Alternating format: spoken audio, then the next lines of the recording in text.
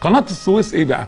الدوله الوحيده في العالم كله ال 193 دوله اللي فيها قناه صناعيه تم حفرها بايدي ابنائها.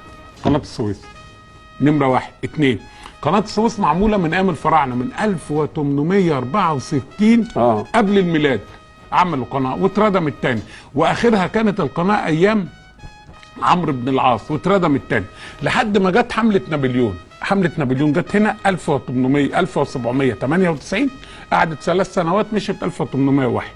1798 بعد ما جاب سنه كان جاب العلماء معاه، قال لهم ايه رايكم نحفر القناه؟ هو طبعا داخل لمصر، انما كانت دماغه فين؟ ان القناه تقطع التجاره بين انجلترا واكبر مستعمراتها في الهند تحت بالبحر الاحمر. أيوة. يقفل على انجلترا، خلاص تك قام قافل عليه. الخبراء بتوعه جم وتمام وزي الفل، قالوا بس يا عين البحر الاحمر اعلى من الابيض ب10 متر، فما ينفعش. تك شكرا ميرسي، ما نفعتش الليله، ومشى الحاج نابليون والدنيا مشت وكذا. من الناس اللي كانوا في قلب الحمله قرر الكلام ده بالمناسبه محمد علي لما جم يعرضوا عليه 1805 و6 و10 و15 تعالى يا عم نفتح قناه، قال لهم لا، القناه دي لو جت هتخلي مصر مطمع للعالم كله، وانا مش عاوز ناحيه الشرق دي اللي عندي تبقى مطمع للعالم، لان ما عنديش لسه ان انا احمي بيها، كان لسه خناقته مع المماليك. فكان محمد علي دماغه هاجس انه لا، الحته دي هتعمل هي مصر مطمع، ودي كمان هتزود المطامع عندها. لحد ما ديليسيبس جه عرف الخديوي سعيد، كان اياميها نائب الوالي، نائب محمد علي.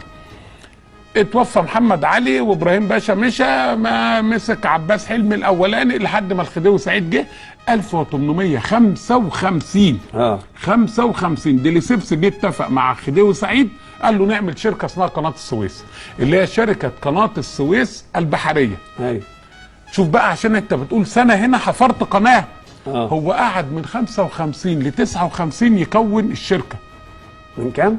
من 1855 4 سنين يكون الشركه بس، وياخد موافقات، والباب العالي يبعت له رساله لا استنى نشوف راي انجلترا. يبقى الرئيس السيسي 4 سنين. ايوه، اللي هو مراسلات راحه ما بين مصر وفرنسا، الحاج ديليسيبس دوت كان نائب القنصل، وبين تركيا وانجلترا 4 سنين نودي جوابات ورق.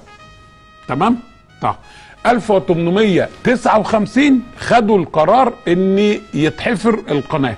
خد بال حضرتك بقى للتاريخ اللي جاي مهم. اول فاس انضرب في القناه كان امتى؟ 25 ابريل 1859، اللي هو 25 ابريل 82. بعد كده تم تحرير سينا كلها. ايوه. اللي هو عيد التحرير سينا 25 ابريل. ده 25 ابريل. ديليسيبس خد 150 رجل طلعوا هناك، ضرب اول فاس موجوده ارض الفرمه اللي هي بعد كده بقت بورت سعيد. طب سموها بورسعيد ليه؟ عشان الخديوي سعيد بالظبط كان موجود، فلازم برضو على المبادئ بتاعتنا والطريقه الفرعونيه يتحط باسم الحاج سعيد. سعيد قعدوا يحفروا القناه الجزء الاولاني ده من 1859 لحد ما مات سعيد 1863. تولى الخديوي اسماعيل. خديوي اسماعيل جه كانوا حفروا منطقه بورسعيد بالكامل. دخلوا على المنطقه الجديده، يبقى الجديده تتسمى باسم القديم ولا المعلم الجديد؟ الجديد اللي بقى الاسماعيليه. على طول. تمام، اتخذت الاسماعيليه. السؤال بقى الثاني، اول الخديوي اسماعيل كان راجل يحب مصر، وهو مظلوم في التاريخ، انما كان راجل يحب مصر، انما كان وعنده احلام كانت اكبر من الامكانيات المتاحه. المهم عمل ايه؟ اول قضيه تحكيم دولي يرفعها الخديوي اسماعيل في العالم في جمهوريه مصر العربيه. كانت هنا بيقولوا قناه السويس اتبنت بالسخره. نقول للناس يعني ايه كلمه سخره؟ يعني ايه سخره؟ يعني ان انا شغالك من غير فلوس؟ لا. طب ما كان العامل بياخد قرش ساغ في الاسبوع، يبقى ده مش سخره. انما كانت عباره السخره اللي هي فرض عين. يعني ايه؟